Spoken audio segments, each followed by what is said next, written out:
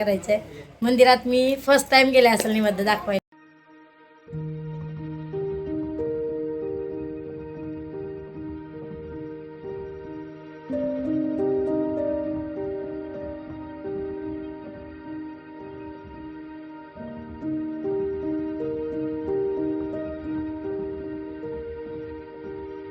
Hello, कसे आहेत तुम्ही सगळे? मस्त आहेत ना? मस्तच राहा. तर चला, आपल्या नवीन एका व्हिडिओमध्ये तुमचं सगळ्यांचं मनापासून स्वागत आहे. हा व्हिडिओ म्हणजे खूप लेट येत आहे. मी रोज विचार करते की तुम्हाला दोन व्हिडिओ सोबत पाठवू पण व्हिडिओ ना एडिटच करणं होत नाही, त्यामुळे मग ते राहून जातात. मग व्हिडिओ माझे पूर्ण जिकडं तिकडं झाल्याच्या नंतर एवढी उशिरा येत आहेत व्हिडिओ. पण काय होतं ना, माझ्याकडे बाकीचे व्हिडिओ जास्त असतात. म्हणजे याचा महागातले व्हिडिओ राहिले आणि पुढचे व्हिडिओ टाकले ते तसं पण नाही व्यवस्थित वाटत. स्टेप बाय स्टेप व्हिडिओ टाकावे लागतात. त्यामुळे मग ह्याच्या अगोदरचे जे व्हिडिओ आहेत तर ते सगळे मागपुढे झाले होते. पण त्यामध्ये असे काही कार्यक्रमाचे व्हिडिओ नव्हते, घरातलेच व्हिडिओ होते. त्यामुळे मग त्या व्हिडिओ कधी पण टाकलं तरी काही नाही वाटत.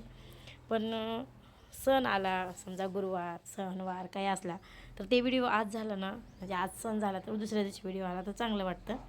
पण माझं तसं होत नाही. 4 दिवसाला व्हिडिओ येतो आहे माझा. तर असो, जाऊ दे, आता काय करणार. कारण माझ्या पण मागं खूप कामं असतात, मला व्हिडिओ एडिट करायला पण टाईम भेटत नाही. आतासुद्धा मी हातातलं काम सोडून व्हिडिओ एडिट करायला आली आहे. इतका लोड झाला आहे मला शिलाईचा.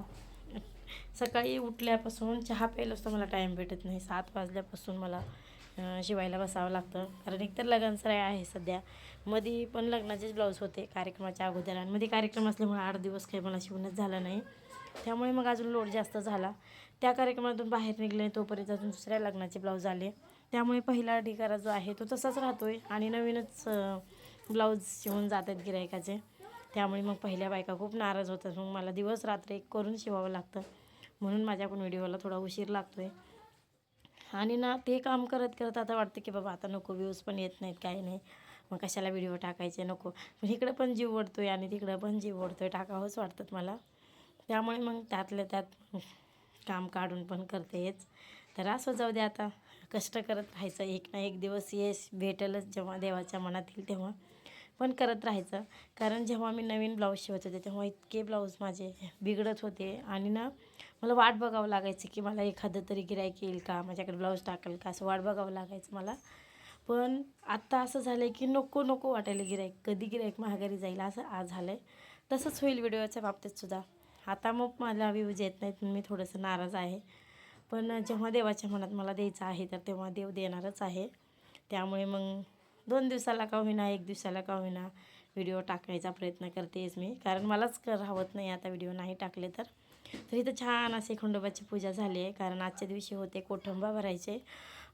खंडोबाच्या मंदिरात वगैरे जायचं होतं आणि मंदिरात मी कधीच गेले नव्हते, फर्स्ट टाईम गेले होते. पण त्या अगोदर सकाळी अगोदर घरातलं उरकून घेतलं मी. देवपूजा वगैरे छान अशी केली. कारण सकाळी एकदा देवपूजा केली आणि देवाला जेव्हा फुलं वाहते ना आणि जेव्हा आरती, उदबत्ती, धूप वगैरे लावते ना, तेवढं इतकं छान वाटतं की मी शब्दात नाही सांगू शकत. एवढं छान वाटतं. तर मग छान अशा देवपूजा अगोदर करून घेतली आणि नंतर बाकीचे कामं, म्हणजे मंदिरात जायचं होतं, बाळूला एकट्याला पाठवायचं होतं. पण बाळू म्हणला की मी एकटं नाही जाणार मंदिरात, मम्मी तुला पण माझ्यासोबत यावं लागेल. कारण बाळूला जास्त इथले काही ओळखी वगैरे नाहीत. आणि बाळूचा स्वभाव असा आहे की तो कधीच समोरच्या माणसाला होऊन बोलत नाही. त्या माणसानं बोललं तरच तेवढंच शब्दाला शब्द बोलतो आहे आणि गप्प बसतो आहे. आणि ओळखी तर पाडायचं काही लांबच राहिलं. तो कधीच कोणासोबत ओळखी करत पण नाही आणि पाडत पण नाही. एखाद्याला स्वभाव असतो बघा, समोरच्यांनाही जरी बोललं तरी आपण स्वतःहून बोलायचं, ओळख करून घ्यायचं. पण आमचा बाळू तसा नाही. त्यामुळे त्याला लाज वाटत होती मंदिरात जायची. म्हणून मला सोबत घेऊन चालला. म्हणलं चला आता मी सोबत चालले, म्हणजे मला नैवेद्य घेऊन जावं लागेल, रिकामं जायला नाही जमत. कारण पोरं गेली ना तर नुसता नारळ, उदबत्ती, साखर वगैरे दिलं तरी भागून जातं. पण आपल्या बायकांना जायचं म्हणलं तर नैवेद्यच घेऊन जावं लागतं, पण आपल्याला नाही बरोबर वाटत. त्यामुळे म्हणलं चला पटापट देवपूजा झाली की लगेच स्वयंपाकाला लागले. आणि छान असं इथं वांगं चुलीत भाजून घेतलं होतं, वांग्याचं भरीत केलं. नंतर लगेच एकीकडे कुकरमध्ये भात लावला आणि मग चहा वगैरे केला आणि नंतर लगेचच चपात्याचे निवेद वगैरे केले आणि मग मंदिरात गेलो.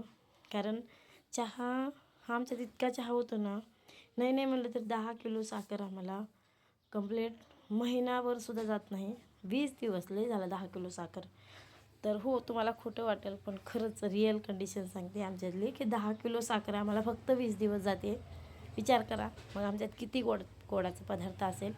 आणि चहा पण खूप वेळा होतो. नाही म्हणलं तर ना 1 लिटर दूध तर आम्हाला रोजचं पुरतच नाही. 2 लिटर तर दूध आरामशीर लागतं. जास्त माणसं पण नाहीत आमच्यात पण तरी आम्हालाच लागतं. तुम्ही म्हणत असाल की आता सध्याचा काळ नाही आहे तसा किती पण गोड खायचा, नंतर म्हातारपणाला कळेल आता किती पण गोड खाल्लं तर. पण होतच मग म्हणजे माणूस मग कंट्रोल करायचा प्रयत्न करतं पण नाही होत कंट्रोल. तर असं जाऊ दे आता. चहा वगैरे झाल्यानंतर नैवेद्य करून घेतले आणि आता इथे छान असं ताट भरले मंदिरात जाण्यासाठी. नारळ घेतला, तुपाची वात घेतली आणि 2 उदबत्त्या वगैरे घेतले, पानाचा विडा घेतला आणि आता इथं मी आणि बाळू मंदिरात निघालो होतो. बाळूचं म्हणणं होतं की आपण गाडीवर जाऊ पण मी म्हणलं की नको, देवाला जायचं म्हटल्यावर गाडीची वगैरे काय गरज आहे, आपण चलतच जाऊ. त्यामुळे मी आणि बाळू चलत गेलो. तर तिथं अभिषेक चालू होता त्यामुळे मग मला खूप वेळ तिथं लागलं. मला अर्धा पाऊण तास तरी थांबावंच लागलं.